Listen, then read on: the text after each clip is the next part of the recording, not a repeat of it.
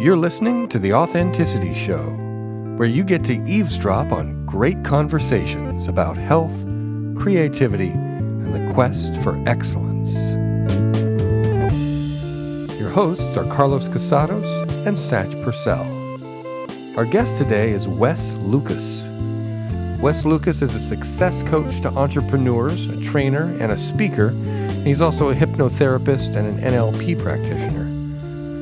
This conversation tonight is mainly going to be about the Enneagram, which is fascinating. Now, if you're like me and thought that the Enneagram was some sort of New Age invention, you would be incorrect. It turns out it's ancient, and you might find this conversation fascinating, just like I did.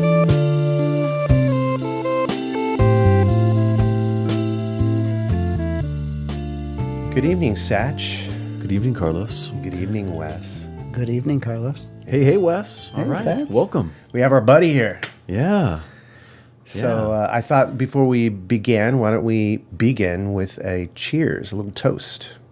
How about Nice. that? Let's do it. We got our glass of rum. Some fancy thanks rum. to Satch. Fancy schmancy rum. Cheers. Eyes, eyes, eyes.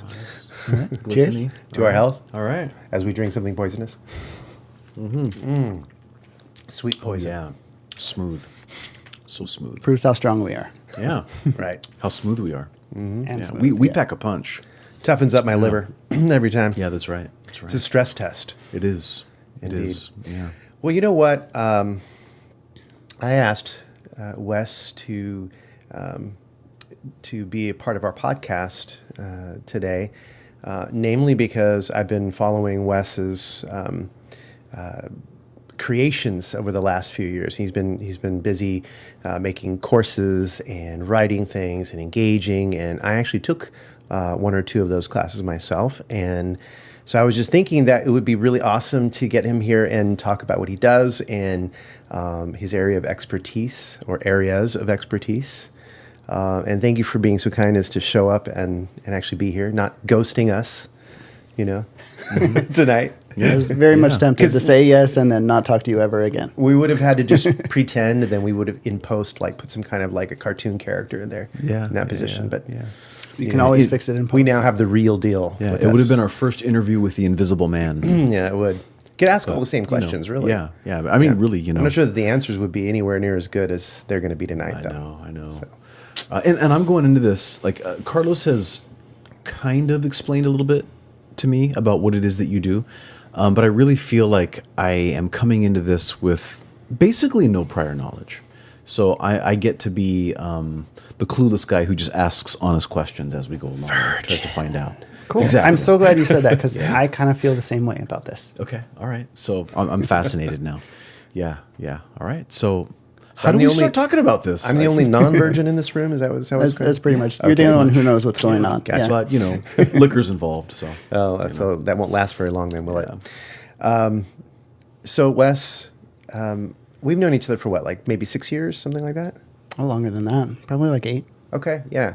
So it's been a while. A lot has happened in both of our lives since then.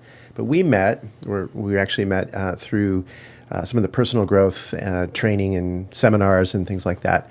And we kind of hit it off. I think some of our earliest conversations were conversations about magic and mentalism, right? Magic, and yeah. hypnosis and stuff I like that. specifically remember you showing me a magic trick at one of our breaks in the middle of the class. Yeah, It was cool. So, through the years, as you branched off and created your own thing, one of the things that I noticed, and before we get into the main topic of the night, there was something that you specialize in that has to do with intelligences and natures. I was wondering if we could touch upon some of those things before we get into the meat. Yeah, sure. What Carlos is talking about is a system called multiple natures. And there's a theory that came out. Well, okay, so there's the intelligence test, the IQ test, which came out like 100 years ago. And it's been the main thing that if you have a high IQ score, then you will be successful in life and all your dreams will come true. And if you have a low IQ score, then just give up on life, you're done. And so it's this one measurement of how you'll do in life. And in the 80s, Howard Gardner came out with his book, that describes multiple intelligences, that there's lots of different ways that we can be smart. And when we can recognize where our area of intelligence is, then we can leverage that to be successful, as the IQ test promised us that we could be.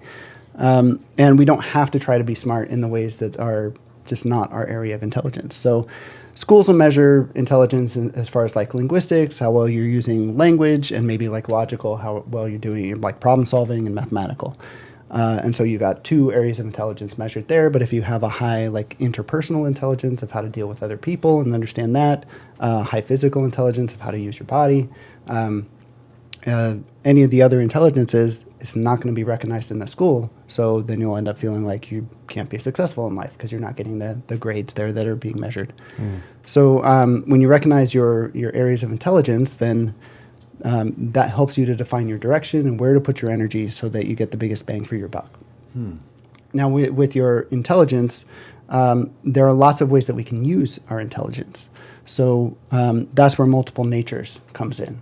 And multiple natures was developed by a man named Stephen Rudolph, who was using multiple intelligences to teach kids and help them to decide their careers and how to be successful in school. And he found that the intelligences by themselves weren't really helping them to get in the right direction. Because if you have a high like linguistic intelligence, then there's lots of different ways that you can use that to be successful. You can be like a stand-up comedian, or you could be a proofreader, or write legal documents. There's lots of different ways to use your linguistic intelligence, and so the nature comes in of how we engage that intelligence out into the world in a way that's fulfilling to us. So there's an assessment that we do, and some trainings and things around that help us to recognize where area of intelligence is. That's where we'll get have the most leverage, be able to get the most done, and then how to use our nature with that, where we can use our intelligence in a way that's fulfilling to us. So is this something that you can also use, I'm assuming, for career counseling and that kind of thing too? Yeah, we use it with career counseling. We help with people when we've got courses specifically for teens to decide what major to get into or what careers would be most in line with what where their energy is already at, where their intelligence and nature is already at, and as well as adults when they find that we're not getting that fulfillment in our life. We're doing a job, we're making money, but it's not really doing it for us, and we tend to feel like depressed, or we tend to feel like we're not in the right place. And so the multiple natures can help us to figure out where can you put your energy. And maybe that means stay with your career because it's doing well with you, but pick up some extra hobbies that'll feed you in the ways you need to be fed. Because the thing about the intelligences and the natures they're like tigers. So when you have a high intelligence or high nature in a certain area and it's not being fed through your activities, it's like you have a big tiger and it's hungry. And if you're not feeding your hungry tiger, then it's going to eat you. Wow. So it started off with these multiple intelligences, and like what kind of number are we talking about? Like about how many categories are There's about 10. Okay, kind of gives me an idea.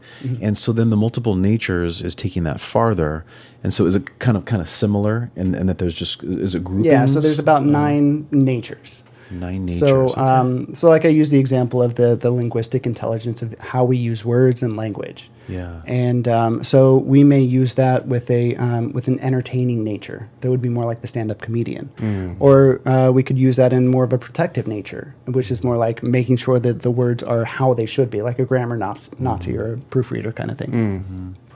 So that's some examples of how it can look differently based on the nature. Okay. Wow. No, this is a service that you do for people? Okay. Yeah, I do some workshops and classes on it, and then there's also an assessment. So if you want to take the test and figure out exactly where you lay with each of those, then we can also look at our catalog of careers and hobbies that match up with your profile, so that you can just pick from the list of what things match you best. Okay. So I'm curious, is this something that applies to like pretty much all ages? Like you do this with children, you could do this with adults, or is it kind of more geared You start towards with adults? about 13. Okay. Because the sake of the assessment, it's around like what's your experience with certain areas, how much do you like doing certain things, and so with the younger kids, they don't have enough experience to enter those. Yeah. Okay. Wow. How involved is the assessment process? Like about how long would it take for somebody to be assessed? So there's the online assessment that you do that's like maybe 30 minutes to fill out all the questions, and then we also do an in-person like conversational assessment. Okay. So one of my rules for any personality thing that I work with is never let the computer tell you who you are. So your answers will depend on just where you're at when you're answering the question, how you're feeling, what mood you're in, what's the last TV show you watched. All that's going to influence how the questions are answered. And so then the computer's just going to return the math for it. So we add the conversational assessment on top of that so that we can look at what the computer's telling us and then measure that against your actual experience. And so that takes another maybe 45 minutes to do the conversation. And then we go right from the conversation into looking at how this works for you and what careers and hobbies and other tasks will fit you best. I took the test, the evaluation, and discovered how extremely accurate it was. Like not knowing what to expect other than just to try to answer the questions as quickly as I could come to an answer, not overthink it.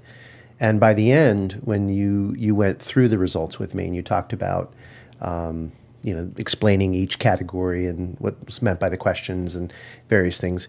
By the end of that, there was this kind of picture that I got of what kind of a person I am, how I am, my natures, and what I'm best at. And the categories of things that it recommended for me were exactly what I do. Right. So that was so cool to have that confirmation. Because I do feel like I'm doing what I'm meant to do. But then to see it like that, it just gave... I don't know, it was like closing a loop or something on the mind level of just sort of realizing that, yeah, this also makes logical sense why I'm doing this, not just that I feel drawn to it. So that was really cool. I got a bit of elation when I saw those results and went, yep, I'm doing what I'm supposed to be doing. Yeah. You know? That was a that's good really feeling. fun when we get like the top 10 things of like hobbies or tasks that you may enjoy engaging in. And for Carlos, he was like, yep. All of those things he's either done them or he already knows he likes them or and that's really, it's really exciting when that happens. Yeah. And with some other people, they're like, oh yeah, that's nothing like what I'm engaging in. And so, yeah, maybe those things are something that I would like to try. That sounds really interesting. Very nice. So, because I don't know anything about this, could you share what are some of the natures? Like you give the example of language, but what would be some other examples? So the intelligence is there's bodily intelligence, and there's two different ways that we use our bodies. So there's like how we use our whole body and like activities like sports generally. The gross motor stuff. The gross motor skills, and then there's the fine motor skills. Okay. So there's bodily, there's interpersonal of how we relate to each other, how we understand people. There's linguistic, there's logical, there's visual intelligence in how we interact with like graphics, colors, as well as understanding like spatially, visually, how to do Tetris, how to fill a U-Haul truck, how to arrange furniture in a room. Oh, yeah. All of that's visual Design, intelligence. right? Right. There's a musical intelligence. There's the intrapersonal intelligence of understanding what's happening inside of us. And then the naturalist intelligence of just understanding nature, animals, and interacting with that, with the world. Okay. So those are the intelligences, and then the natures then combine with the intelligences, and so the natures are protective nature, an educative nature, administrative, and I'm hoping the words themselves are self-explanatory. But so the administrative of organizing work, making sure things get done effectively, creative nature, a healing nature, an entrepreneurial nature. The providing nature of wanting to take care of other people. The did I say entertaining already? Entertaining nature. Not yet, but yes. Okay. And the adventurous nature. Got it. Wow. Okay. I'm fascinated. Yeah. I'm fascinated. Super cool. So like a lot of things out there, people are usually mixtures. Is that something that happens with this too? Like Yeah. you So tend it's to not have like you're one or the other. It's there's a scale of 1 to 10, and you can figure out where you are with each individual intelligence and nature. So some people are even 7 across the board, and that's really handy because you can put your energy anywhere. But you got a lot of tigers to feed. Some people have one or two that are very high, and then the rest are very low, and that makes it easy to say, go in that direction. That's what you're built for. Okay. Wow. And so has this affected the way you see people? Like, I know that you're supposed to do the proper tests, the assessment, to find out what somebody really is. But do you find yourself just sort of using it on the fly, like, look at that, that person's a total, fine coordinator, A little bit it comes out. Okay. It's not top of mind as much as the Enneagram is, but it is, people will show where their intelligence, where their nature is, and when it's obvious, it's obvious. You know what to look for. I have a question. Where do you suppose financial intelligence would come into this? Is this mathematical? Is it? I feel like it's not just pure math. It's like there's other things involved with that. Yeah, it would still be a high maybe? logical intelligence. Entrepreneurial is also part of it, because entrepreneurial is more about looking for the value, not just in financial and not just in building a business, but what's the value for your energy? What's your return on investment for whatever you're putting any resource into? And so that's going to affect it a lot too. I would imagine things like adventurousness would have a play into, if someone's an entrepreneur and they rate really low on adventurousness, then that might possibly work against them a little bit if they were trying to be an entrepreneur, or even a serial entrepreneur, because you need to have that ability to have a relatively high risk tolerance. Yeah, exactly. As we know. Are these categories, intelligences and the natures, are they considered to be fixed, or are they kind of in flux in a person's life? Like maybe somebody is not very administrative, but they end up in administration. I'm not talking about myself. And just due to their experience, maybe they start to score higher in that. You know what I mean? Or like, so what are the thoughts around that, fixed versus fluid with those categories? It's like learning anything. These are all skills that if we practice it, if we put our energy into it, we can absolutely learn it. The thing is, if you have like a low educative nature, you can put a lot of energy and practice into increasing that, but it's going to take a lot of energy for you to engage in educative activities. And so you're going to burn out really quickly. Yeah. So it's not about defining who you are. It's more about how do you use your resource of energy to get the biggest bang for your buck. So so if it's a skill that you want to improve, absolutely do it. Just recognize that it's going to take a lot of energy for you to level it up. Where if you have a high educative nature, then you'll get energy from engaging in educative activities. And so so it'll be easier for you to put your time and energy in those areas. Wes, because I know that you are really deeply interested in NLP, neuro-linguistic programming, and diving into those kinds of topics, have you used some of the things that you've learned from your NLP training to help people who, let's say, wanted to be better at something but didn't have that energy, like you were saying, someone who would normally be feeling like they're struggling to make that happen, but then using stuff like collapsing anchors or other modes in NLP to help them to achieve that? Not specifically combined with multiple natures. Okay. I haven't. Because with multiple natures, it's just giving them the choice. You can absolutely go in this direction. You're free to. Yeah. Just it's going to take energy for you to do it.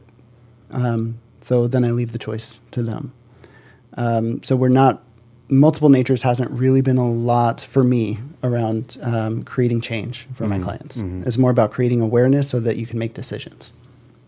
Cool. Well, and you've been, as long as I've known you, you've been really interested in personality typification systems and things like that. What's kind of like a list of things that you've been curious about, that you've dove into a little bit to varying degrees?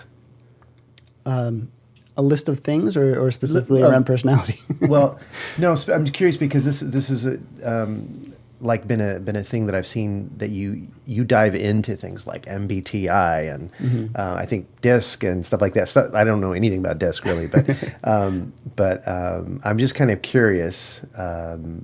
What are some of these personality classification systems or whatever that have intrigued you through the years? I have been fascinated by almost every single personality system that I've come across.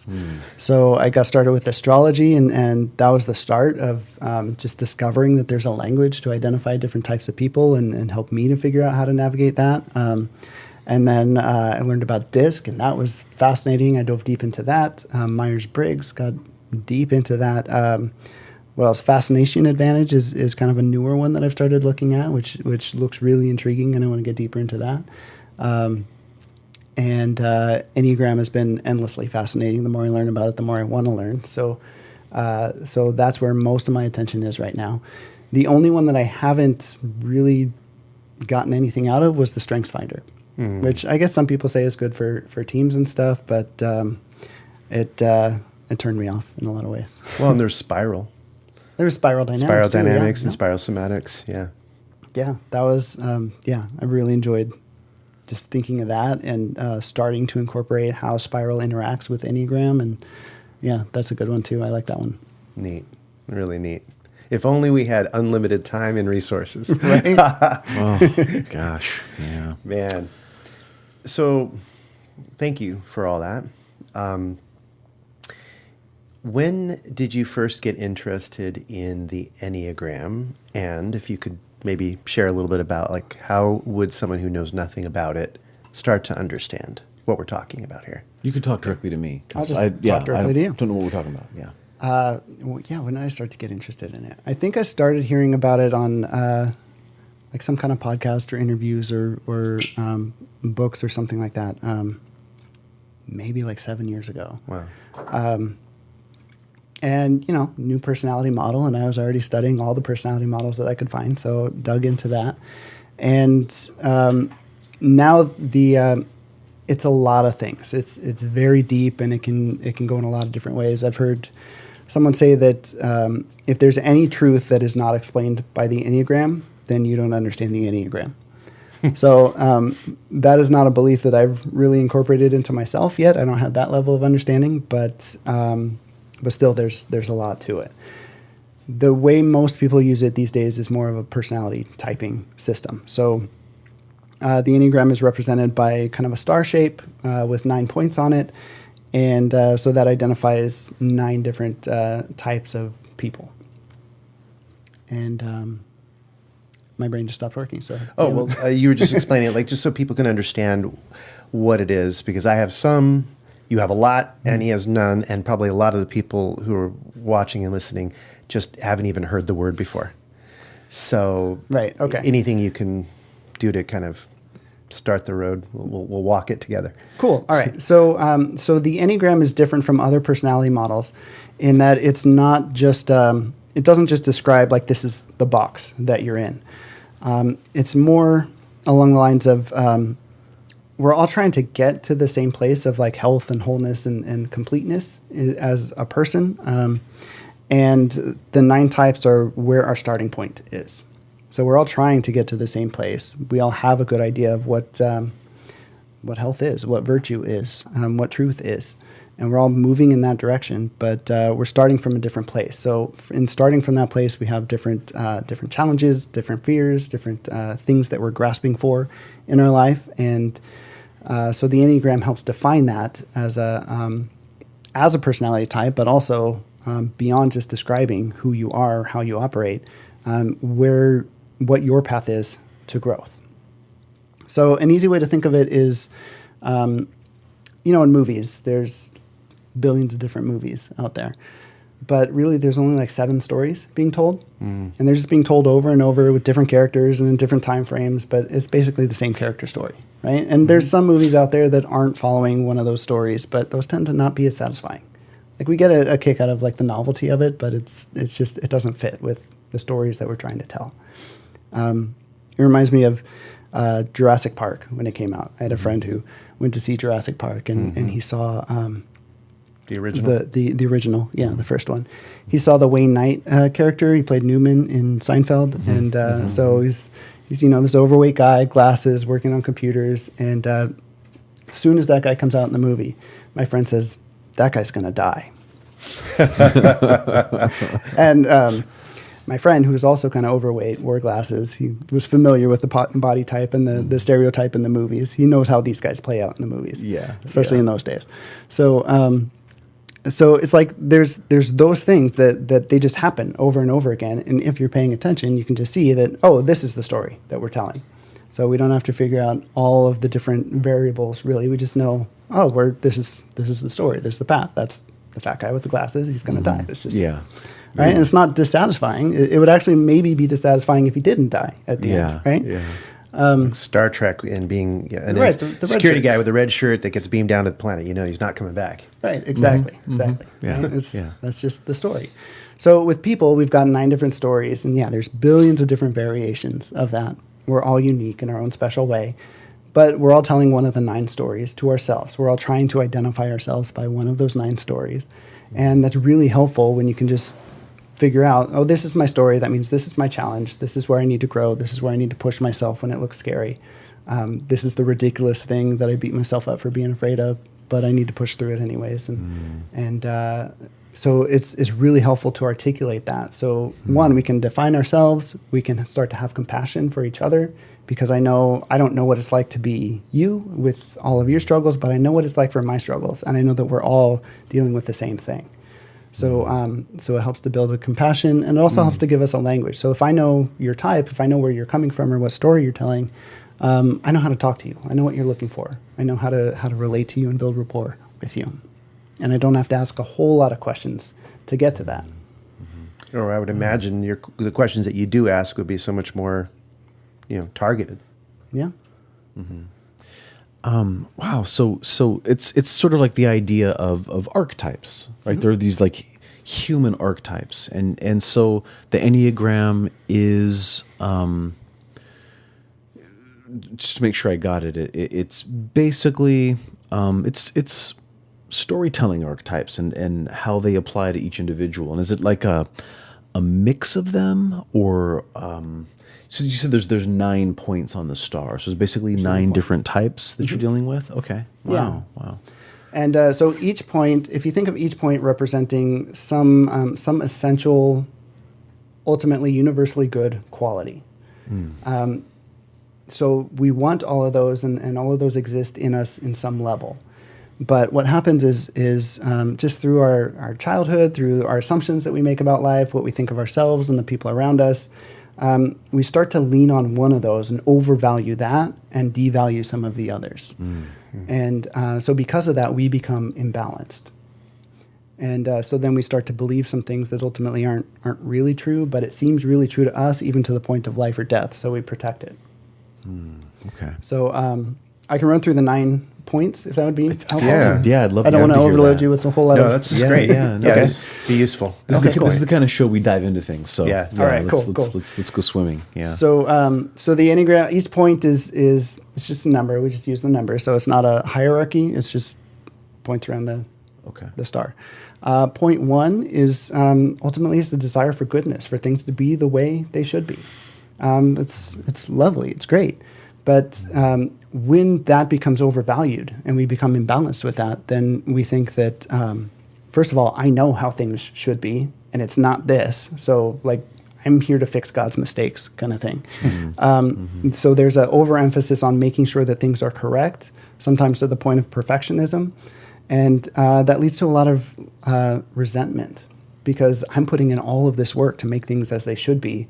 And here you are just flaking and not pulling your weight to make things as correct as they should be. And so, so it becomes really frustrating. So there's the point that represents the essence or the good virtue. And then there's a personality type that comes with that when that point is overvalued.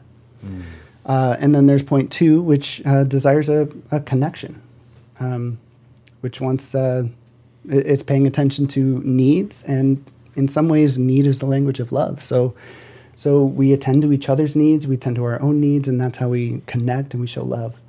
But when that becomes overvalued, then it becomes more like my job is to meet all your needs, almost like God needs my help in making sure everyone else's needs are met. So then my needs don't matter, so I need to act like I have it all covered so that I can take care of everyone else's needs and create this simulation of connection between us. Mother hen, right? Right. Just by me providing. So with multiple natures, I would be a high providing nature. Okay. So far, I understand both these points. Okay, so two of the stars sound very familiar. All right, okay. It's archetype. Yeah. Okay. So the thing about the Enneagram, just to pay attention to while I'm going through this, is sometimes we may see bits of ourselves in each point. Oh yeah, that's kind of like me. That's kind of like me. Oh yeah, I'm a lot there sometimes.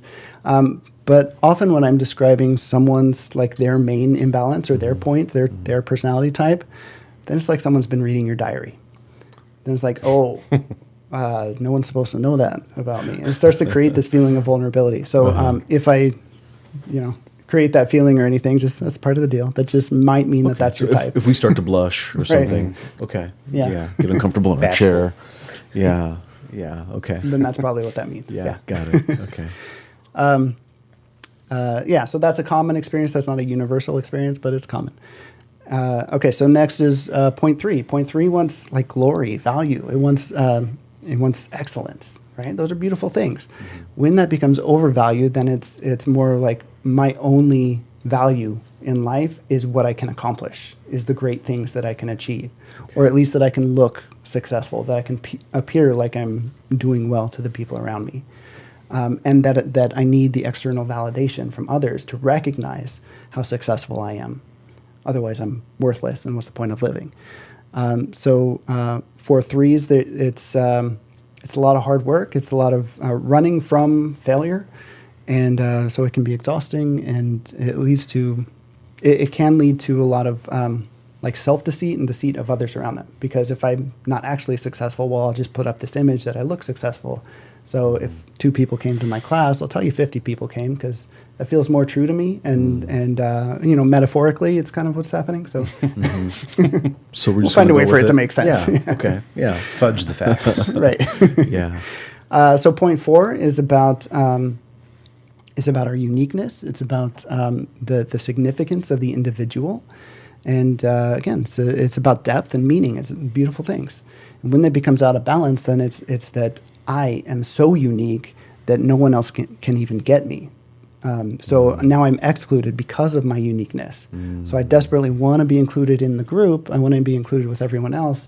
I want to be appreciated, but also my uniqueness is so deep and so much more like amazing than all these basic people around me that I can never be accepted. So it's like this tension. It's like a push-pull thing of like, come close, come see me, but also you're never going to accept me because I'm too much for you. So I'll just keep you away before I'm rejected. So. And can that one have like kind of like a positive and a negative? Like I could see somebody being a little narcissistic in the way that, like I'm super, super special, but then somebody might also say, I'm totally messed up. You don't want me. I'm the worst you've ever known. I mean, could it has 2 faces like that, or yeah. Okay, yeah, interesting. Yeah. And it depends on the person. Some people just wallow in how they'll never be accepted by anyone, and some people are really striving to show their uniqueness and be super creative or super artistic, or talk publicly about their special, unique trauma, and it's all different ways to try to be recognized for their uniqueness, to try to figure out that imbalance in themselves.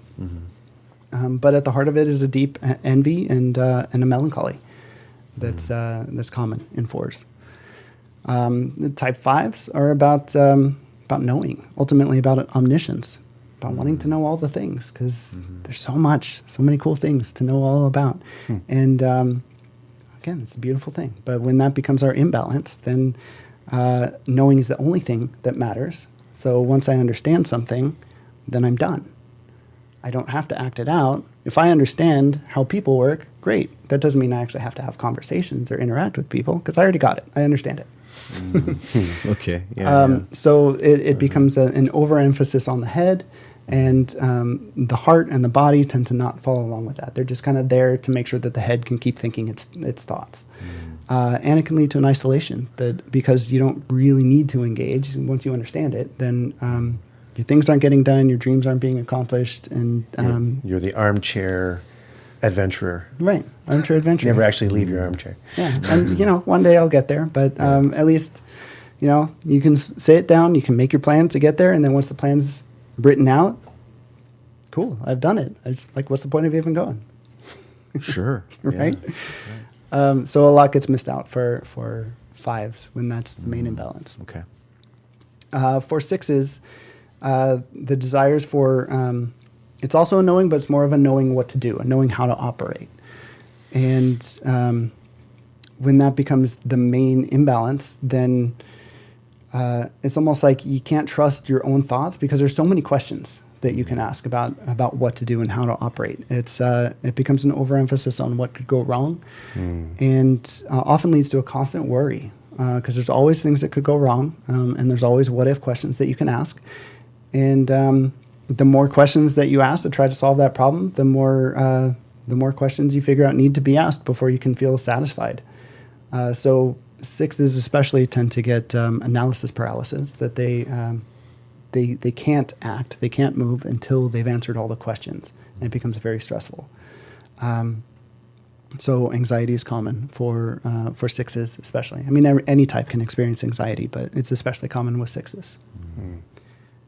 And it also just not trusting themselves. There's always some external that needs to dictate what the right thing is to do. And without that external, then it just feels unsafe to take action without that external validation. So it's hard. It's hard for 6s. Point 7 is about it's about anticipation. It's about looking forward to how amazing, how beautiful, how wonderful life can be, how wonderful things can be. And when that becomes the imbalance, then it's more about a chasing after the next exciting thing rather than an inability to sit with whatever's here now. If what's here now is uncomfortable or negative in some way, the thoughts start to become that if you allow this, you'll get stuck there and it will become a permanent thing. So you have to escape from it as quickly as possible, either in your thoughts or making plans or just getting out and doing something, whatever spontaneous, exciting thing that you can do. So 7s are often bringing a lot of fun to the environment, and it seems like a nice thing to have, but also it's coming from the fear and the running, which often, a lot of these things are unconscious, so we're not aware of them in ourselves. Point 8 is about feeling alive. It's about energy and life force. It's about power flowing through us. And it's really nice. But when it becomes the imbalance, then it's almost a not trusting of life to flow as it should. It's more, I have to force it to flow. If the energy here feels dead, then I have to liven it up. I have to bring my energy to make something happen. And so because their focus is on their own energy and they want to feel their power, they don't want to feel like they're under anyone else's thumb. So if they feel like someone's trying to take advantage of them, someone's trying to control them or manipulate them, they will not allow that. They see value in conflict, in fighting. Because if I'm, bringing my force to this conversation and you're bringing force back, that means you're really showing up. So that's great. Now I can trust you, right? But since there's 8 other types who don't really value conflict in the same way, they often feel like bullied. That seems mean. And so, so it's hard for 8s to find those connections with other types, with people who won't show up, who won't bring that energy and fight back with them. But that's because 8s think that's the way you're supposed to do it. It brings a lot of disappointment, I would imagine, as well. Yeah. Yeah. And then, there's so much. I could talk about this for days. I do in my class. But point 9s is about it's about unity. It's about peace and wholeness. And when that becomes the imbalance, then we kind of make the comfort or the feeling, the sense of peace, the highest priority. So it doesn't matter what I think. It doesn't matter what I want. It doesn't matter what I need. Because if I speak that, then it will disrupt kind of the peace of the situation. So 9s very commonly forget themselves and just go with the flow. They identify themselves with whatever person or with whatever job or whatever group that they're around, because it's easier just to just forget that your identity matters and associate yourself with whatever the group wants. So with 9s, it's hard to contact them. It's like they'll say, you can ask them a question and they'll say what they think you want to hear. And when it comes to action or actually trying to engage with them, actually trying to connect with them, it's hard to find the essential person in there that you can connect with. They're nice to be around. They're pleasant. They're peaceful. But when you're looking for like a deep, meaningful connection, it's hard to find with nines, and they often feel the isolation from that as well. Even though they're often not consciously aware of it because so much energy is going on to neglecting themselves and merging with the people around them. Are these the kind of people that almost seem two-dimensional? Like they don't really open up to show you the depth of who they are, and they're maybe just putting on a front in a sense a lot, but for a variety of reasons, either insecurity or not feeling safe. But they've kind of a little bit of the Stepford wife kind of. Is that what we're talking about here, or is this something different? Kind of. Again, all types can do that. It's more about what's motivating that. So, for example, like a 3 can absolutely do that because they're very good at projecting the image that they think that you want to see. And so if they're, showing you any depth isn't what they think is necessary or going to help their image, then they won't do that. So they can look, Stepford wives, all the 9 types can.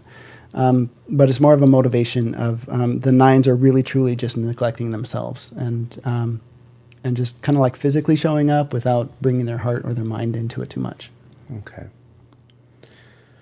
I was, getting images of people I know, characters I've seen in TV shows and movies, and of course, some of those, rang true for me and my own experiences. So lots of questions, I guess. One question that's on my mind is, in this Enneagram system, what does balance look like? Good question. That's a great question. Balance looks like ultimately presence. Ultimately, when we are most in whatever our fixations and behaviors that are coming from our personality type, it's like we're in a trance of that type. We're asleep to ourselves. We're asleep to reality. And we're just in our habitual patterns to do our thing and not very conscious of that. So the more present we are, the more we can sit with what is here, what is actually happening. And each type has their different path to figure out what presence means for them. But when we can be present, we can start to let go of the personality type. So it's less about trying to be something different because that's just more ego trying to be ego. When we can recognize this is my personality type doing its thing, this is my ego trying to fulfill this particular need. If I can relax and just be here in this moment, the ego doesn't need to try to be anything else.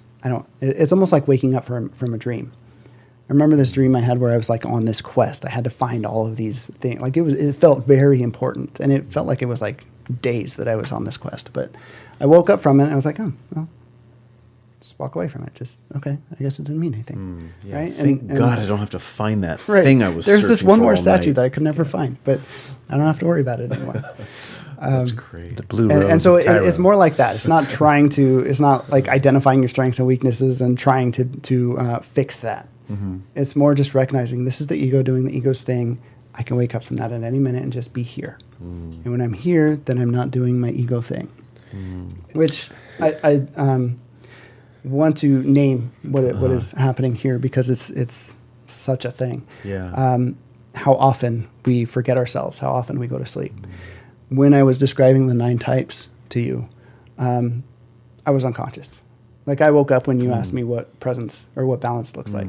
And thank you for that. Yeah, thank you. Because then I felt all 3 of us wake up, I think, at that moment. Yeah, definitely.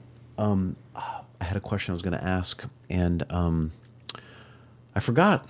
So, Carlos, it'll come right back to you after. It will, because I know That's my you're question. going to plant that seed in me. So a lot of people, it seems, even me when I was first introduced to it, are thinking about this just as, this is who I am.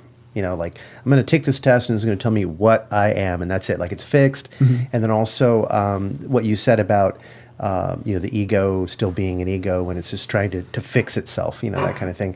I think a lot of people do think of that either with regard to themselves.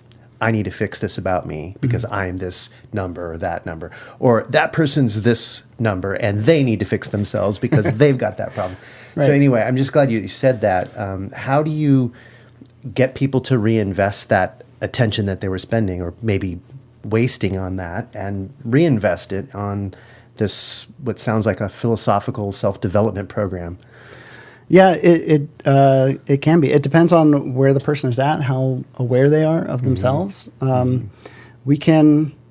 Any movement is good movement. So if someone wants to come in because they want to be not this and want to be something else, then we can use that to start identifying what's the motivation to be something else and just starting to build an awareness around that.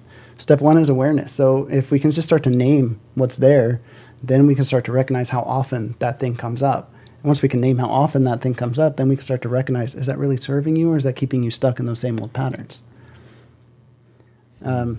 And so even if, many people aren't, these are deep unconscious things. We're not really eager to identify what's unconsciously super scary to us that seems ridiculous when we think about it consciously. We're not really eager to do that. So it's easier to keep it unconscious. And so because of that, it can be difficult for some people to identify their type. And that's totally fine. If you think you're a 9, when no one else but God knows that you're a 4, well, do the work of the 9 and start working on that, building up your awareness. And when you find out that the work of the 9 is really easy, then you recognize, okay, so maybe I need to start looking at a different type. And then you can look at, find the type 4. Oh, that's the scary thing. That's the hard thing to work on. Okay, that means that's where your work is to do. Wes, what's something that you personally, like an epiphany or some kind of a sense of a landmark in your life that this has helped or revealed to you? Like what's kept you really, really on fire about it? Thank you, Carlos. Yeah. No, I'm smiling because it just came up for me today. So in front of the cameras and the microphones and everything, I'll tell you guys that I was really anxious to come here. I was just nervous about being public, being visible. And, that's easy. Everyone has some kind of stage fright or something. And with my background of the Enneagram, I know my type. I know what patterns are going to keep coming up for me. And so I'll get in my little trance of anxiety for a little bit, and then I'll wake up from that and say, oh, there's that thing again. And so I was feeling anxious here, and I started to recognize, well, it's because I want to be perceived as an expert to all of these people. And I don't know who's out there. I know there's someone out there who knows more than me who will know that I'm not really an expert. And if I'm not really an expert, what am I? I might as well be dead. Right? And that's the unconscious message. That's not something I tell myself consciously. But it was with my knowledge of the Enneagram that I was able to pinpoint that so quickly because I've been there before. This has been my thing, right? Nice. But it's not just about being the expert. It's about, that's my ego, right? My ego wants to identify my role in the world is I'm the person who knows.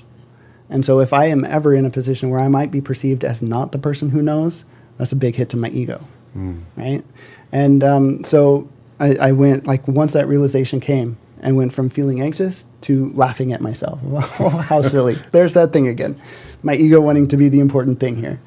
And that's where I remembered the thing that I need to be working on is I'm not here to deliver information for you guys. I'm not here as a teacher. That's what my ego wants, is my ego wants to feel important by the amount of information that I can bring, how high quality it is, and how much I know, right? The thing that I neglect is maybe I can just be here as a person and maybe show some of myself, which is something that I never would have even thought to do if I didn't have the Enneagram to kind of help me to recognize what story I'm telling myself. Wow. And how often I try to use the information as like a shield to protect people from, or protect me from being seen visibly, like what's underneath all of that. Well, that's powerful. Right? Yeah. And that's just today, Wow. right? Yeah, that's powerful, man. Wow. I mean, this is the authenticity show. I mean, you just were very authentic with us. I appreciate that.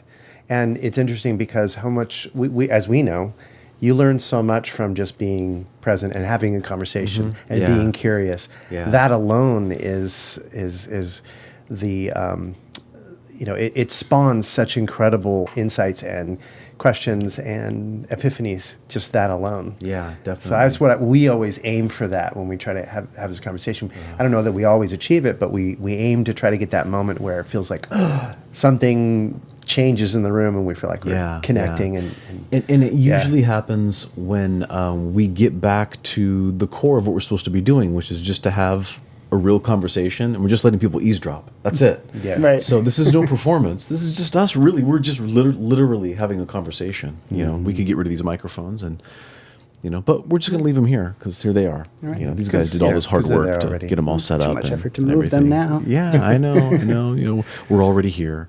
I could see people quickly misusing this in funny ways. Like, my wife is such an 8. You're being such a 6. I could see that happen. Because it just seems so tempting. Yeah, well, join the Facebook group, see all the memes, and they're. I mean, they are funny, but they're. They're like when you think of it, like the Enneagram is helping us to identify what someone's like, what pain we're all trying to deal with, right? We're all fighting battles, and the Enneagram helps us to identify what battles we're fighting. And now we can create a meme that can make fun of your battle because it's not my battle, right? That's me. That's humor right there in a nutshell. Make fun of your battle. Right. That's pretty much it. So I laugh at it, but I think twice before spreading it and sharing it. But this is fodder for comedians. It is. Yeah, I bet.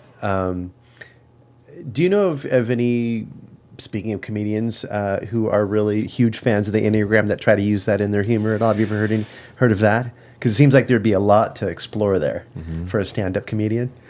Yeah, no, I've heard, what's her name? The Park and Rec lady. Amy Poehler? Amy Poehler. Amy Poehler. She's talked about it, but it seemed like to be like that just kind of, party trick kind of meme. Like someone told her she's a 3, and so she went on some talk show and said she's a 3, and how funny that was. Yeah.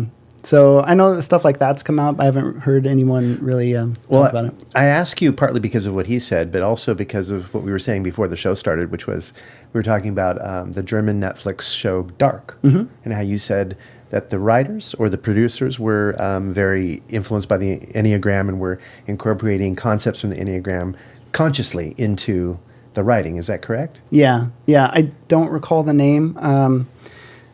Who exactly it was, but one of the big names behind Dark had studied with Russ Hudson, who is a big author, one of the foremost teachers on the Enneagram, and he was one of the one of the main people who brought it into public attention, because before then it was like private groups or mainly for like clergy or specific like therapists and counselors.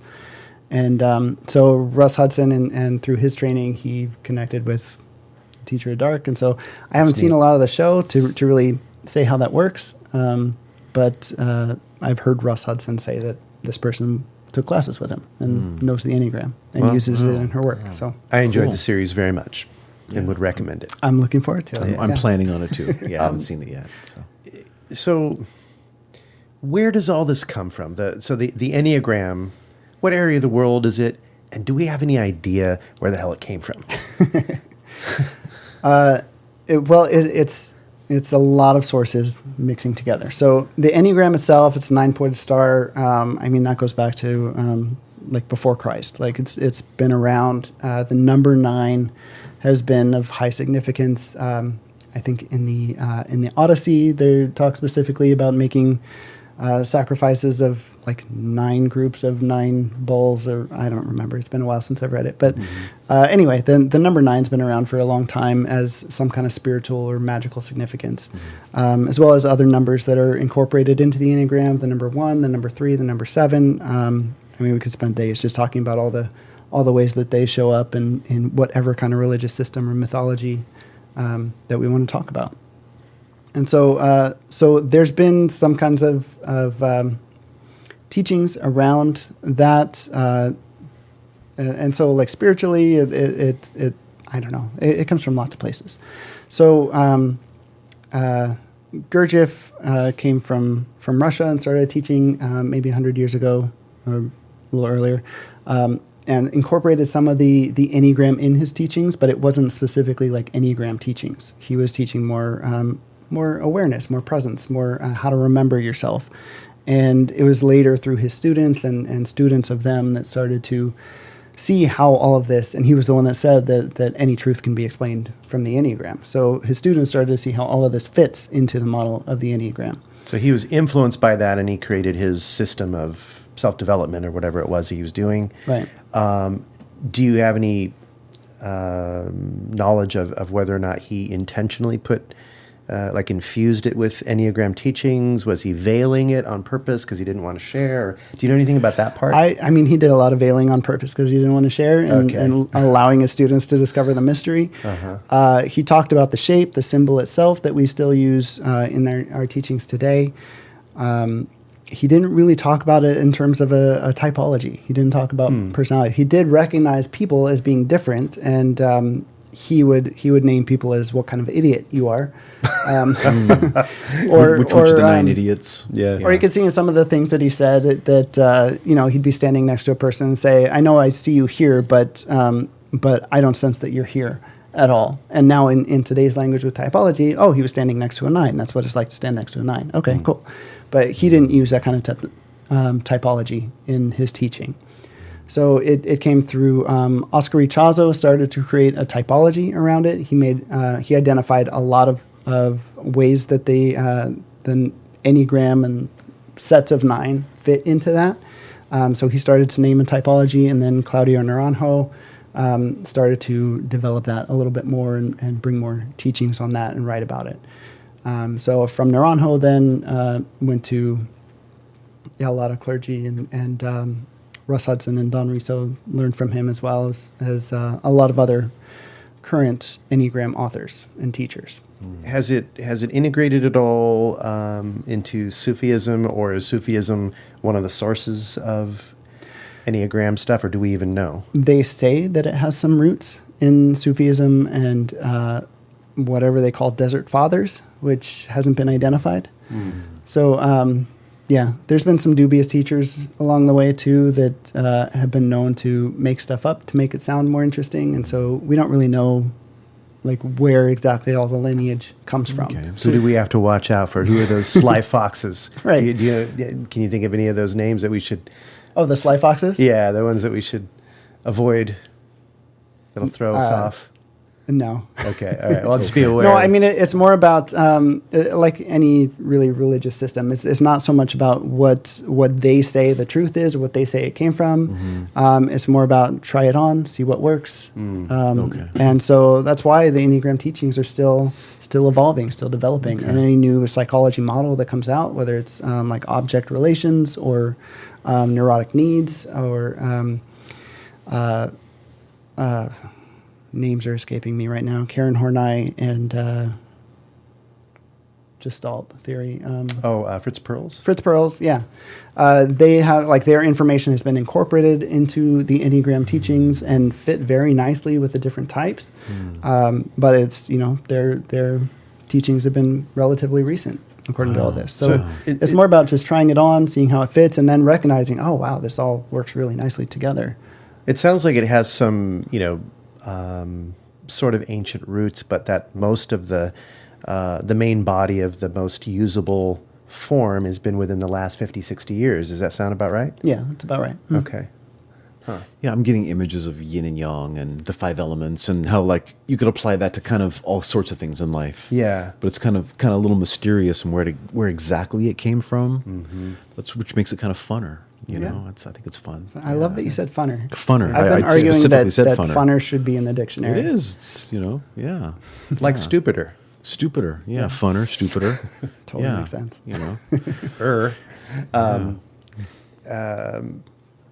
So the idea of alchemy, right? Of combining specific elements to make something that seems magical, right? Psychologically and with the work of the Enneagram, it is alchemy work. It's using the same principles. It's using the same laws. It's not trying to make magic things. It's not trying to make gold from lead. It's more about finding the gold in us through incorporating these laws. So there's a lot to be used there. The typology itself is what's recent. But the system and the symbol for like evolution and growth and how the laws interact with each other, that's ancient, and who knows where that came from. At some point a little while ago when you were describing what it was and what it does for us, when you use the analogy of kind of like waking up and realizing that, oh gosh, I'm free from that. As you were describing that, my fascination was coming from a place of feeling like, oh, that sounds like a relief. That sounds so good. Like, I kind of like want to know how to feel that relief, Right. that's, and now of course my ego's saying that, and I think maybe it's not going to like it once it starts to dive in there and find out. And just go, I was wrong. Right. I'm real uncomfortable sitting here, but I haven't blushed yet. So that's good. All right, But, good. Yeah. Well, that could mean something too, but Sure. Yeah. See. Now I'm starting to blush. Okay. It's just the rum. It's the rum. And that portion of what you're mentioning there does remind me of Vipassana, in that the teachings, like especially as Goenka would put it, is that it's, I don't remember his exact words, but I remember reading in William Hart's book something about how many people think when they start to dive into meditation and searching for insights, they're really, unless they're really clear that they're searching for insight, there's a lot of this kind of, I'm meditating to feel good or to avoid actually looking inward and witnessing who you are. So the meditation becomes a little bit of a prop to prop themselves up. And they, at the end of the day, that the work of looking and seeing yourself, a lot of times isn't comfortable. It's very uncomfortable, and it's ugly. And unless you can kind of commit yourself to accepting your own ugliness and accepting your own fears, challenges, insecurities, what have you, you don't really get insight. You just get more ego stuff like you're talking about. More of that kind of propping yourself up and using your ego to create other complexity instead of just really seeing who you are underneath. right. So it's a courageous move in my mind whenever there's something or like an approach like you're talking about that emphasizes, dropping the shit and just seeing what's really there, acknowledging what is, really diving in. That is in fact the name of our show, authenticity. And you can't be self-authoring unless you know what's actually there in the first place. Yeah. So I love that. I So could the see fun that thing being is, there. how do you see what's really there when you've programmed yourself to not see it? Yeah. Right? How do you find your own blind spots? Yep. If you already know what the story is, if you already know the Enneagram story, then you know what blind spots to be looking for. Yeah. Yeah. Now, Polish the lens. if somebody comes to you, so this is a service that you would do for somebody. Is that one way that this works? I use it as part of my coaching. Okay. And I coach all kinds of people, whether it's just personal development or fixing whatever problems in their life or working with relationships. It's super Yeah. powerful. And again, people are people. So knowing the stories is helpful. Yeah. So if somebody, let me rephrase. Is this the kind of thing where, okay, let's say I say, I want Wes to help me figure out my Enneagram. Mm-hmm. You could do it that way, or is this more the kind of thing that is a beautiful topic that people can just are supposed to just read about and learn about on their own? Is it both? It can be a process of discovery. It can take a long time. So again, it depends on where you're coming from, what stories you've been telling yourself so far, what you're willing to see in yourself, how aware you are of yourself already. So it depends on a lot of things. So sometimes through a conversation, we can spend 20 minutes together and say, yep, that's your type. You feel like that's your type? You can be like, yep, that's totally me. I'm going to do the work. Cool, done. Mm-hmm. Yeah. And other people are like, I don't know. And then, it can take a long time. So when I do a typing conversation or typing interview with people, I may use some of the results from like an online test as like the start of the conversation. I have some just open-ended questions that I ask just to see what kind of information they give back to me. And at the end of that, I can say, I can't tell you what your type is because I don't know what's driving all this.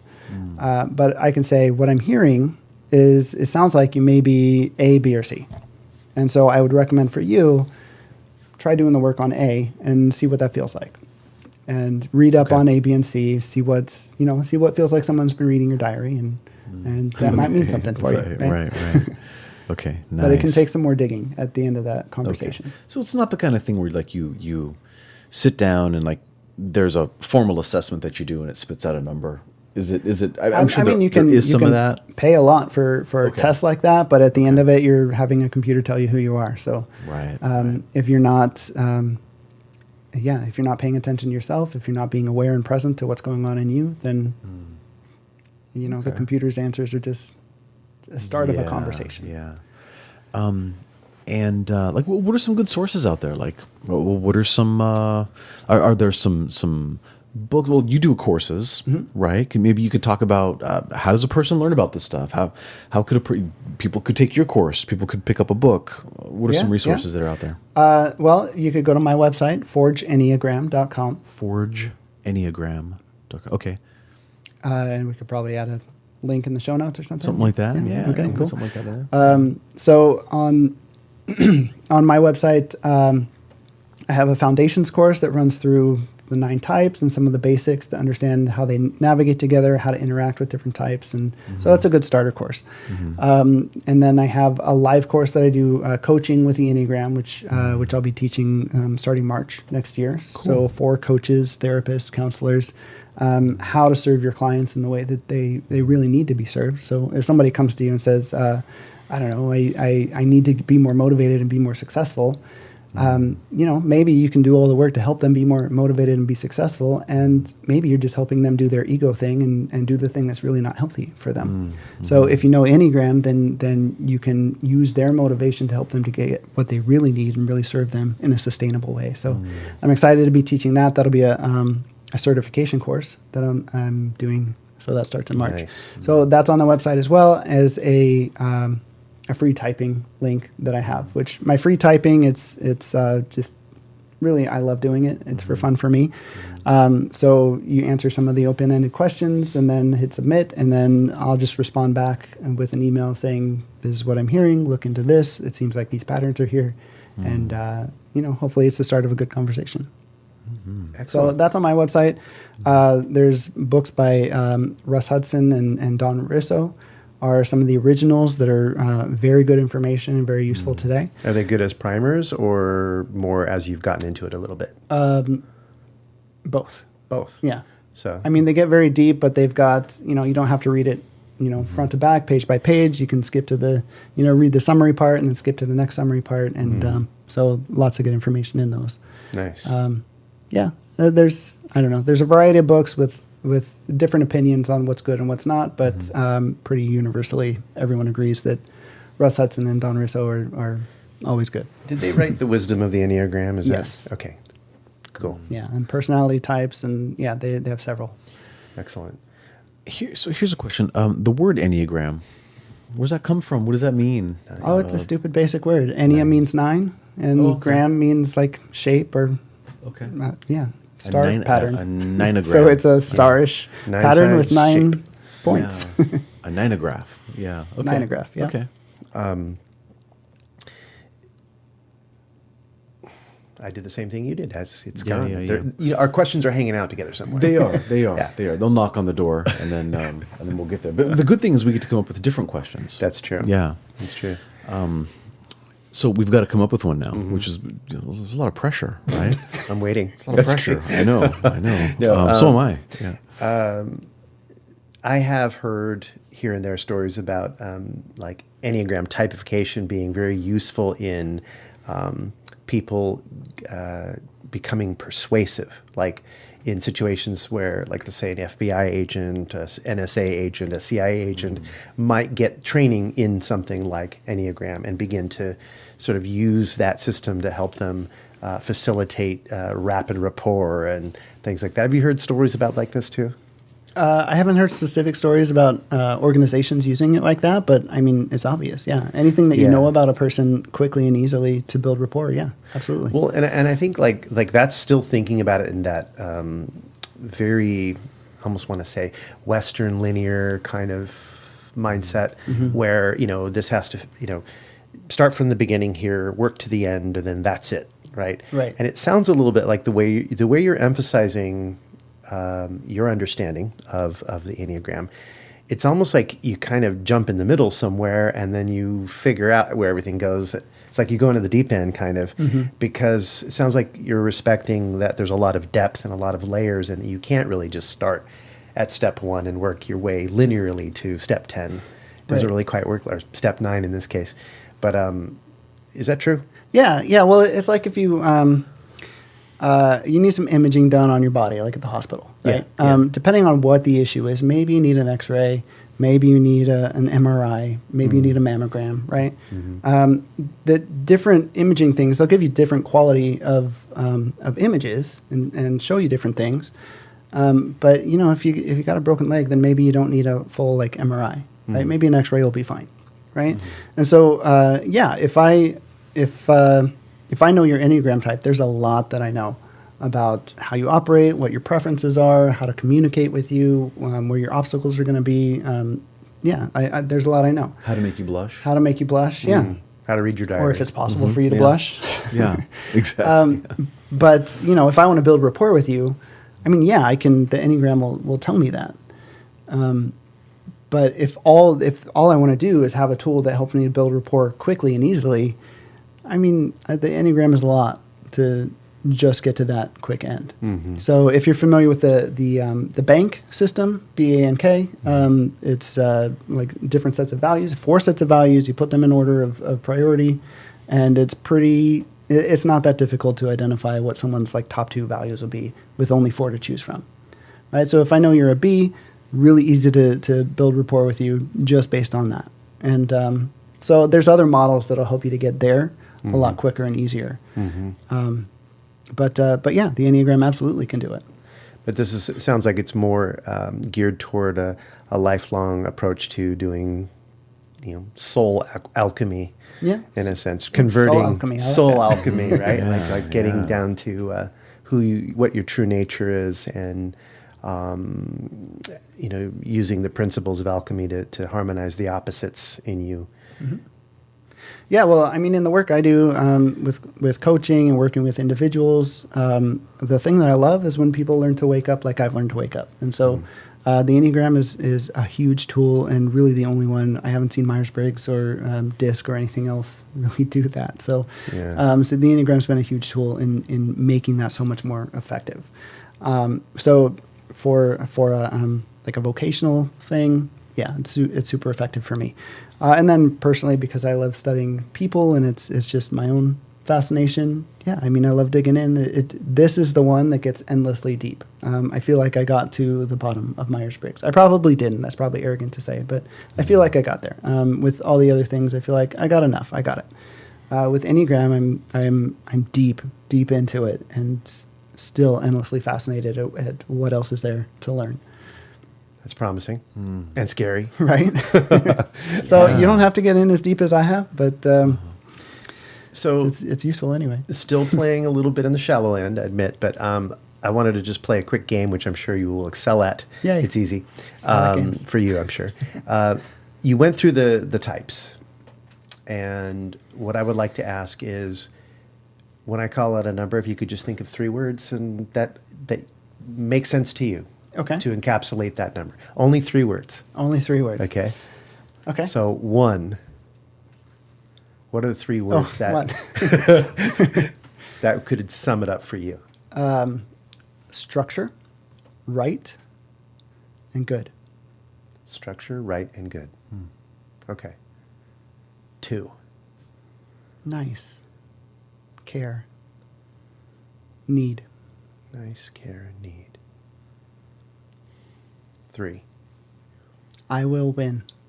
A sentence even. Okay. 4. Special. Deep. And meaning. Special, deep, and meaning. 5. Knowing. Curious. And awe. 6. Safe. Courage. Help. 7. Fun. Forward. Stuck. 8. Power. Big. Hot. 9. Sloth.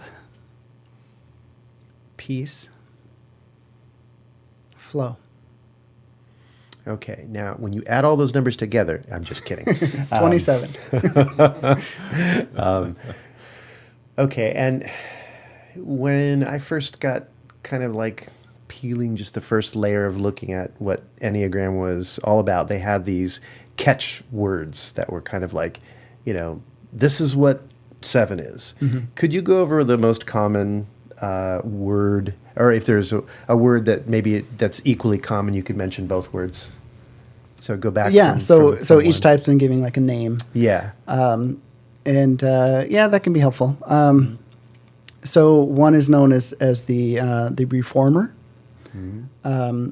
Sometimes a perfectionist, but that's not really accurate. They're more looking to reform and make things good. So the reformer. 2 is known as the helper or the befriender. 3 is the achiever. 4 is the individualist. 5 is the observer or the investigator. 6 is the loyal skeptic. The other name's skipping me right now. 7 is the enthusiast. 8 is the challenger. And 9 is the peacemaker. Okay. I think when combined with your initial description and the 3 words and the title, it starts to kind of gel a bit. Are there special relationships between the numbers? Like, is that something that's important when you start to dive into it more? Like, I'm not saying you have to explain them all, but I'm just asking like as an overview. So yeah, the star shape is significant in the lines that go across and through the middle, and to define a relationship between the numbers in a way that it identifies what, in some way, what our missing pieces are, what it is that we need in order to grow, or what it is that once we let go of this ego thing that I'm grasping onto, what else is there for me to identify with and be empowered by? So that goes in 2 directions. It also shows what I might look like in times where I'm under stress, where me doing my thing, my type thing, isn't working anymore. And so out of panic, because this isn't working, I'm going to reach out to this other one and do something else. Or maybe in times of security when I feel comfortable, where I'm not really worried about what the consequences are of doing something outside of my personality pattern, I can try on something else. And what that might look like in certain contexts, only when it's safe where no one else can see me. And then it doesn't usually come out, very pretty. But so it identifies those kinds of behaviors that, again, then helps you to be aware of when those things are happening. So if I know that I'm going to my stress point, then I know, oh, that's because I'm keep trying to do my type thing and that's not working for me. And so now I have this narrative around it, so I can know what to do with that rather than just being in panic mode and doing my thing. So there's that. And then there's also kind of a gradual progression around. So there's the star shape, but it's within a circle. And so if the circle is like a continuum, so like a 1 may not be like a pure 1 right in the middle. It may take on some of the flavor of 9, which is right next to it, or 2, which is right next to it. Sometimes a little of both, sometimes different energies in different contexts. Sometimes we just live like in our imbalance so much that we identify as a person that maybe I'm a 1 with a 2 wing. And so we identify that as our personality type. And this is, as I'm picturing it from memory, because it starts at one point and then kind of moves to the other. Like, is that correct? Like, it's identified that way, so you end up with, let's say, a number that has, it's not sequential in the sense that you're looking left to right sequentially, but it's sequential because it's drawing out the, right? Right. So when you say wings, you're saying like on the position when you're looking at the image, that other number will be. It'll be right on next its to it side. on the circle. Gotcha. So there's a circle, and then inside the circle is two different shapes. There's a equilateral triangle that connects point 3, 6, and 9, and then the other 6 points are connected by a hexad, a 6-pointed star kind of thingy. And I'm guessing that 3, 6, 9 has a special relationship, as does the other, right? Because Yes. is that elemental, or is that how is that relationship described? Well, there's a lot of ways that those relationships connect, and I don't want to get deep into it, but so like one example is, like in music, there's the octave, right? So you go 8 notes, and then you hit basically the same note, just a higher octave up, right? And so there's steps along that octave, and most of those steps have like mathematically the same interval in between each step, right? But there's a couple in there that are a different interval, and those actually measure up with the 3, 6, and 9 on the Enneagram. As they're called shock points, but they're points where it takes like a little bit extra energy to move through the evolution of that. There's something really special that happens with 3, 6, and 9 because they're on that triangle, so they're like disconnected from the flow of evolution or from transformation of the hexad in a different way. Mm-hmm. Wow, it gets deep. I mean, I can understand why there's a lot into it'd be that. hard to answer that question. So I appreciate that. Is there anything that you feel like, gosh, if I could get this message out to the people who were my people that would be interested, and I haven't discovered them yet, what do you want them to hear about this? The thing that I care to make known is it's being treated a lot like which Harry Potter house are you kind of thing. Oh, okay. So people talk about it like it's some kind of gimmick, and I mean there's fun in it and stuff, but again, when you can recognize that this is identifying your unconscious patterns, this is identifying the thing that you're running from that you don't even know you're running from, this is identifying your path to letting go, getting unstuck, and really being the person that you need to be. Mm-hmm. It's a beautiful thing, and when it's just treated like a cartoon kind of thing, that's sad. It's like diminishing its Yeah. real value, I guess, or the potential value, right? Right. Yeah. So whether it's with me or you get a book or you watch some YouTube video or something, there's lots of great teachers out there really learning about this and how it applies to you. It's our path to freedom. There's a story. Do you mind if I share a story? We love stories. You like stories? Yeah. Okay. So, so here's the story. So in the beginning was Brahma, and he was alone, and he was bored. So he created a friend. He created Maya, a beautiful goddess, who was in charge of games and play. And he created her and said, okay, now this is what you're built for. This is what you're made for. So I want you to design a game for us. And so she said, fine. So she created, she told him to create the earth. And so he did. He made the earth. And then she told him to create the animals. And he created the animals. He's like, cool. Can we start the game now? And she's like, wait. Now create a creature on this earth that's like the animals, but is able to appreciate this beautiful creation. So he created people. And he's like, all right, cool. Can we start the game now? She said, nope, not yet. First, I'm going to break you into 1 billion pieces. I'm going to put a piece of you in every one of these creatures that you created. And the game will be you finding all the different pieces of yourself and putting yourself back together. Mm-hmm. So she did, and the game began.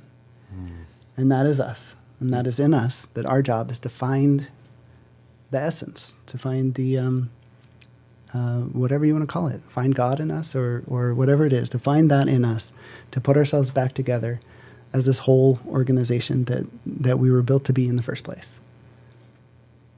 Nice. That's great. I love it. But you're just saying all this because you're a 9. I just like telling stories. Yeah, right. I love that. That's really cool. I love it. I love it. That's a great. sweet way of looking at it, too. Mm-hmm. I like that story. And especially when I'm mad at somebody. Yeah. Yeah, I mean, I can talk like this, but I still, I go to Costco where someone likes to stand in the middle of their aisle with their giant cart and not move. What number is that person? They're not. They're outside of the numbers. They're just created by the devil to torture everyone else. I don't know. And I really wish the worst for them. And I have to remember myself that, they've got a piece of it inside of them. And our job is to find each other. And they're bringing up something in me that I need to recognize so I can be aware of and let go. It's about awakening. It's not about being the best type that you can be. Yeah. It's not identifying that this type is strong in this area, so I'm going to be more of that. 3s are really good at achieving, so I'm just going to be really motivated and kill it. Yeah. It's not about that. It's about letting go of that. It's about waking up, recognizing you're so much more than just your type. So I like what Richard Rohr teaches about the Enneagram a lot, and he says that your personality is what shows up when you don't. Yeah, I like that. I like that too. Yeah, I'm really digging this because out of all the systems and things like that exist out there, this is the only one that does the opposite of all those, which is to have you not go deeper in the system but get out of it. Right. Yeah. Yeah. I love keys to the matrix. Yeah, Exit. That's right. Exit program. That's right. I love it. I love it. That's actually perfect because he, when Neo goes back into the Matrix after he's woken up, right? He's still looking at everything, and he knows, like on a conscious level, that it's just a simulation. But he's looking at it like this feels really real. That place has really good noodles, right? And that's what it's like. We can get this knowledge, but it's not in our bones yet. We don't. It still looks really real to us. And it's only at the end of the movie when we can see all the code working in it and be like, oh, no, I can fly. I didn't realize that. Wow. That's so cool. So what was the thoughts behind your business name, Forge Development? What was prompting that? Well, I mentioned to you before we started recording that I can spend years trying to think of a good name for something. And so this is something I asked someone else to help me find a name for, and he gave me several. And with Forge, I like names that have a lot of different meanings. So I like the idea of forging your path, forging your destiny. I like the idea of forging yourself, or ourselves being in the forge, which can be an uncomfortable place to be, but good things are coming from it. And We Forge On is the name of another website that I have, and there's a lot you can do with that name, and I like all the meanings of it. So very cool. Yeah. Thank you. Yeah. Thank you. Yeah, this was a great conversation. Satch, Definitely. Do you have anything else that you burning to know at this moment? I'm really, really happy we had this conversation. I can't believe these are things I had not heard of, or didn't really. I had heard the term Enneagram, a couple times in my life, but it's something that I don't know. It really resonates with me a lot. I'm really fascinated by it, and I feel kind of hooked a little bit. Right, so, cool. But we didn't make you blush. No, you didn't make me blush. But I haven't taken any of your classes, so right. I'm sure it'll happen at some point. I guess maybe we could just kind of sum up the things that you offer people. We've talked about these topics tonight. What are all the things that you do? What are all the things that you offer? Let the people know. Okay. Well, like I said, I do individual coaching, couples coaching. I do trainings, live trainings, pre-recorded trainings on demand. And you can find all of that on forgeenneagram.com. I think the best way is to start just learning from me. And if you want to have like a free conversation and talk about what else we can do, how that might apply to you individually, then great. But start off with just the learning, because it's available, it's on demand, it's right there, it's easy. And so coming up, so I've got the Coaching with the Enneagram certification course that's coming up next year. And I also have When is that? That starts in March. In March of 2023. It'll be a 6-month program. It starts in March. Okay, It'll great. be easy. It's not going to be like 6 months, 7 days a week, but like it'll be once a week kind of thing? Once a week, yeah. Cool. And what kind of a time commitment is that? So is it like a... It'll be a 2-hour session. Uh-huh. And then it's for people who are working. So if you're coaching, if you're seeing clients, if you're a therapist, then the homework will be do what you do with your therapist. Just use the Enneagram. So not a whole lot of else as far as time commitment for that. So that's coming up, and I also have a free workshop that I'm doing next month in January. That is just a short thing on how the Enneagram can work specifically with coaching. So that's on the website as well. Terrific. And there are a few short courses that you've created on Teachable. Isn't that true? Yes. What are those? So I've got, what are those? Most of my attention's been on the Enneagram one, which is on there. I also have one on, I've used some of the NLP stuff and put that together. So I have one on influence and language patterns, which was a fun one to do. I have one on setting effective goals and using the NLP process to get that into your unconscious to move you forward. I have one on relationships that includes some of the NLP techniques on how to relate to each other better, how to communicate better, as well as bringing some of the Enneagram into that. So you can understand each other, have some compassion, and relate to each other, move the relationship forward. So that was a fun one to do as well. Those are the main ones. And then I've also got one on multiple natures if you care to get more into that. It describes the whole model, and that one's a fun one too. Beautiful. Thank you. All right. I love it. Wes, we're really glad that you showed up tonight and accepted our invitation. I'm really glad too. Thank you. Jumped in with us. This is cool. Yeah, This was really cool. awesome. Love it. It's really cool. Love it. Good stuff. Pleasure having you. Thanks, guys.